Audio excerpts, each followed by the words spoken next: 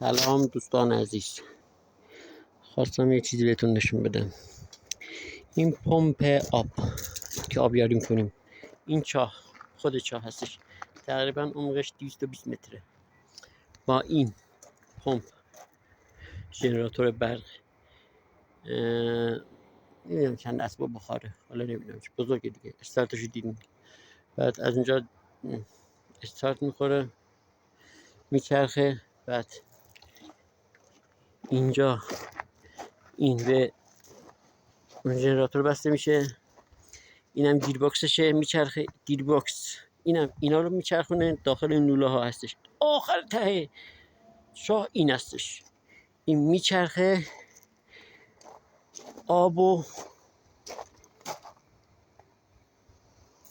از اون تهش میفرسته میاد بالا.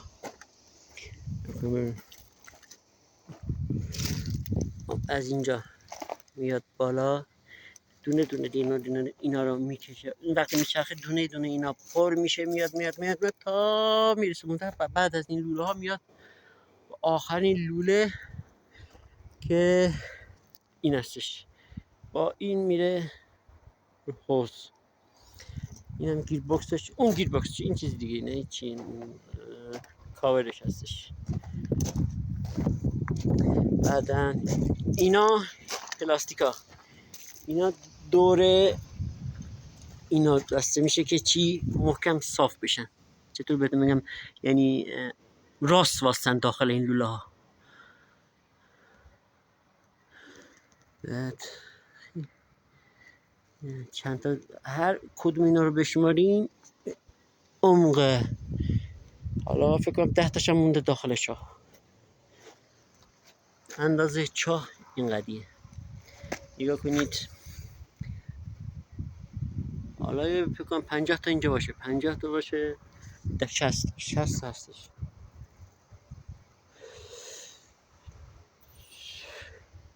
شنریزی داشت داخلش، به خاطر اینا اینجوری به اینا بسته میشه که چی صاف واسه داخل این چی میگن، وقتی میچرخه فارسی زیاد بلد نیستم، این لوله تکون نخوره. وقتی تکون بخوره چی میشکنه که از اینجا شکسته شده. نگاه کن اینجا شکسته، خیلی سخته، واقعا سخته. عمقش هم 220 متر اونجایی که من میدونم. 3-4 بار جاشو عوض کرده، یکی اینجا، یه بار اونجا، یکی اونجا، و 4 بار اینجا چاه کردیم. بعد چی میگن، دولت اجازه نمیگه بعد 500 متر دوروبر این چاه که 500 مترش میتونیم ما چاه بکنیم، زیاد دور نمیتونیم بشیم. اینم که این اتاق هم جعبه ترانسش هستش، اونم که یه جوره دیگه. خب اونم ایستگاه فضایی ماست. تشکر. اینجا آستان آذربایجان شرقی، اینجا آستان مرند، روستای اگزار رمضان.